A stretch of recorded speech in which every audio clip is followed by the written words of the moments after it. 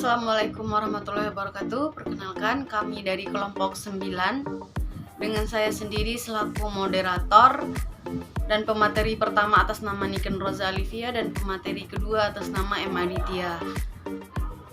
Saya di sini akan memberikan gambaran umum tentang pembahasan kami hari ini. Maraknya korupsi saat ini sudah tidak bisa dikategorikan sebagai kejahatan biasa lagi, tetapi sudah menjadi kejahatan luar biasa. Cara menghilangkannya juga tidak bisa dilakukan secara umum. Hal itu juga menuntut cara yang luar biasa. Penegakan hukum untuk memberantas korupsi yang dilakukan secara konvensional selama ini memiliki berbagai kendala.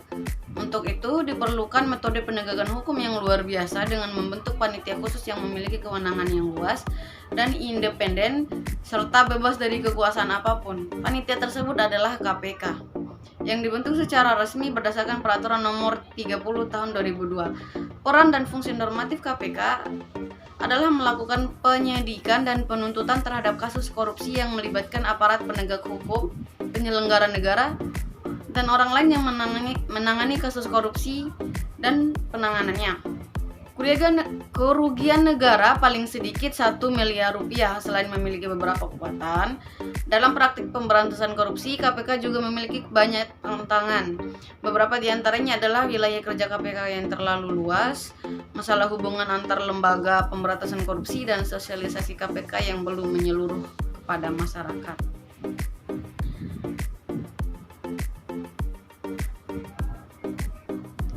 Nah, jadi sudah jelas pembahasan materi kami adalah tentang KPK, yaitu Komisi Pemberantasan Korupsi.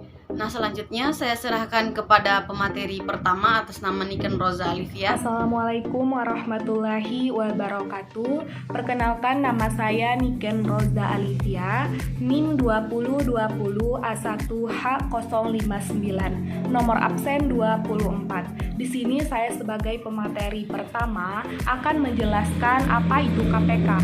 Yang pertama, pengertian KPK. Pengertian KPK. Menurut Undang-Undang Nomor 30 Pasal 2 dan 3 Tahun 2002, Komisi Pemberantasan Korupsi atau KPK adalah lembaga negara yang dalam melaksanakan tugas dan wewenangnya bersifat independen dan bebas dari pengaruh kekuasaan manapun. Pemberantasan tipikor berdasarkan Pasal 1 Ayat 3 Undang-Undang Nomor 30 Tahun 2002 adalah serangkaian tindakan untuk mencegah dan memberantas tindak pidana korupsi melalui upaya koordinasi, supervisi, monitor, penyelidikan, penyidikan, penuntutan, dan pemeriksaan dan pemeriksaan di sidang pengadilan dengan peran serta masyarakat berdasarkan peraturan perundang-undangan yang berlaku. Dasar hukum pembentukan Komisi Pemberantasan Korupsi ditetapkan secara tegas dalam Pasal 2 Undang-Undang RI Nomor 30 Tahun 2002 yang berbunyi, dengan undang-undang ini dibentuk Komisi Pemberantasan Tindak Pidana Korupsi yang untuk selanjutnya disebut Komisi Pemberantasan Korupsi atau KPK. Namun, efektif pembentukan KPK pada tanggal 29 Desember 2003. 2. Asas-asas Komisi Pemberantasan Korupsi. 1. Kepastian hukum. Asas kepastian hukum merupakan suatu asas yang menurut Gustav Radbruch termasuk ke dalam nilai dasar hukum. Asas ini pada pokoknya mengharapkan dan mewajibkan hukum dibuat secara pasti dalam bentuk yang tertulis. 2. Keterbukaan. Asas keterbukaan adalah bahwa pengadaan tanah untuk pembangunan dilaksanakan dengan memberikan akses kepada masyarakat untuk mendapatkan informasi yang berkaitan dengan pengadaan tanah. Dengan kata lain, asas ini menuntut keterbukaan pemerintah terhadap hukum kepada masyarakat. Akuntabilitas. Asas akuntabilitas adalah asas yang menentukan bahwa setiap kegiatan dan hasil akhir dari kegiatan penyelenggara negara harus dapat dipertanggungjawabkan kepada masyarakat atau rakyat sebagai pemegang kedaulatan tertinggi negara sesuai dengan ketentuan peraturan perundang-undangan yang berlaku. 4. Kepentingan umum. Asas kepentingan umum adalah asas yang mendahulukan kesejahteraan umum dengan cara yang aspiratif, akomodatif, dan selektif. 5. Proporsionalitas. Asas proporsionalitas adalah sebuah asas hukum yang berupaya menyeimbangkan tindakan yang diambil dengan tujuan yang ingin dicapai. Ketiga, kewenangan KPK dalam pemberantasan korupsi. KPK memiliki kewenangan melakukan koordinasi dan supervisi, termasuk melakukan penyelidikan, penyidikan, dan penuntutan. Sedangkan mengenai pembentukan, susunan organisasi, tata kerja, dan pertanggungjawaban, tugas dan wewenang diatur dalam undang-undang. Kewenangan KPK dalam melakukan pemberantasan tindak pidana korupsi meliputi tindak pidana yang melibatkan aparat penegak hukum, penyelenggara negara, dan orang yang ada kaitannya dengan tipikor yang dilakukan oleh aparat penegak hukum atau penyelenggara negara mendapatkan perhatian yang meresahkan masyarakat. Juga menyangkut kerugian negara paling sedikit 1 miliar rupiah. Mungkin itu saja yang dapat saya sampaikan. Sekian dan terima kasih. Assalamualaikum warahmatullahi wabarakatuh. Nama saya Muhammad Aditya. Saya akan membacakan materi yang keempat, 5 dan 6, yaitu keempat, tugas, tanggung jawab, dan kewajiban KPK. Tugas KPK sebagai yang diatur dalam pasal 6 Undang-Undang Nomor 30 Tahun 2002 sebagai berikut. 1. Melakukan koordinasi dengan instansi yang berwenang melakukan pemberantasan tipikor.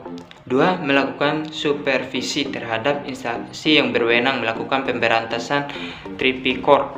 Instansi yang berwenang termasuk Badan Pemeriksaan Keuangan, Badan Pengawas Keuangan dan Pembangunan, Komisi Pemeriksa Kekayaan Penyalahgunaan Negara, Inspektorat pada Diplomen atau lembaga pemerintahan non-departemen. 3. Melakukan penyelidikan dan penuntutan terhadap tindakan pidana korupsi. 4. Melakukan tindakan pencegahan untuk pidana korupsi. 5. Melakukan monitor terhadap penyelenggara pemerintah negara. Tanggung jawab KPK diatur dalam Undang-Undang Nomor 30 Tahun 2002, yaitu 1. KPK bertanggung jawab kepada publik atas pelaksanaan tugasnya, menyampaikan laporan secara terbuka dan berkala kepada Presiden, DPR Republik Indonesia, dan BPK. 2. Pertanggungan jawab KPK dilaksanakan dengan cara A. Wajib audit terhadap kinerja dan pertanggungan jawab keuangan sesuai dengan program kerjanya. B. Menerbitkan laporan tahunan. C. Membuka akses informasi sebagaimana dimanfaatkan dalam pasal 15 Undang-Undang Nomor 30 Tahun 2002. KPK berkewajiban 1. Yaitu memberikan perlindungan terhadap sanksi atau pelapor yang menyampaikan laporan atau memberikan keterangan mengenai terjadinya tindakan pidana korupsi. 2.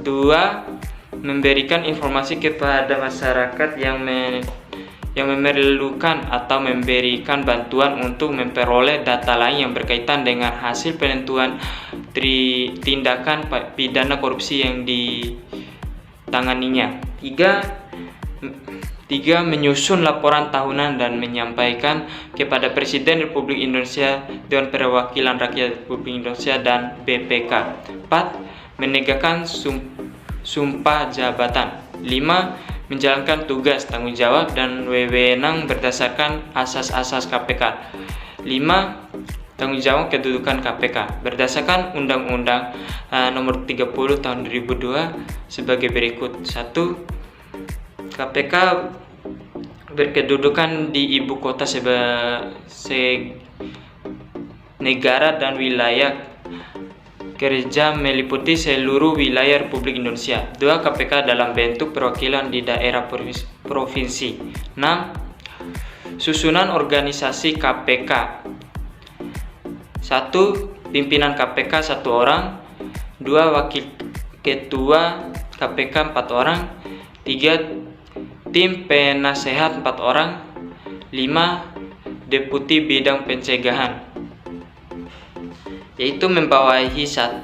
Direktur pendaftaran dan pemeriksaan laporan harta kekayaan penyelenggaraan negara.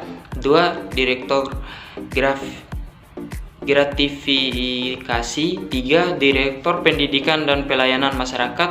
4. Direktur penelitian dan pengembangan. 5. Sekretaris Deputi bidang pencegahan. Deputi bidang penindakan membawahi 1. Direktur penyelidikan. 2. Direktur penyidikan. 3. Direktur penuntutan. 4. Sekretaris Deputi bidang pendidikan.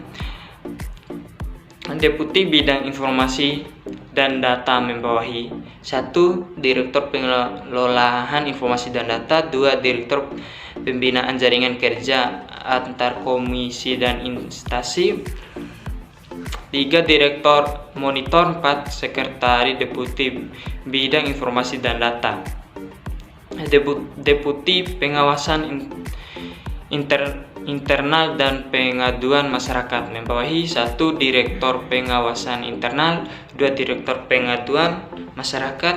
3. Sekretariat Deputi bidang pengawasan internal dan pengaduan masyarakat. Terima kasih. Seperti itulah presentasi dari kelompok kami. Bisa saya ambil kesimpulan bahwa KPK atau Komisi Pemberantasan Korupsi adalah lembaga negara yang dalam melaksanakan tugas serta wewenangnya itu tidak terpengaruh oleh kekuasaan manapun. Ya, seperti itu. Mungkin sekian presentasi dari kami. Atas lebih dan kurangnya saya mohon maaf. Billahi taufiq wal hidayah. Wassalamualaikum warahmatullahi wabarakatuh.